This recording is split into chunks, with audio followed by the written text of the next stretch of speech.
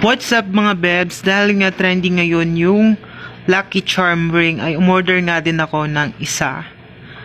Ayan. So 49 pesos nga lang pala to. So napakamura niya. Ayun. Tapos size 10 yung binili ko. Yun nga lang is maluwag pa pala siya sa akin. Kaya yun, nilagay ko na lang siya dito sa gitna ng daliri ko. Pero ayun, so far okay naman. Tsaka napakaganda pala talaga niya. Para siyang totoong gold, 'di ba?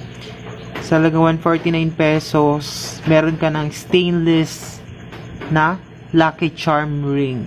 Pero syempre, samahan pa rin natin ng sipag at tiyaga. Ayun, tapos nilipat ko rin siya sa hintuturo ko. 'Di ba? Ang ganda oh. Nasa yellow basket pala natin yan, guys. 49 pesos lang. Order na kayo.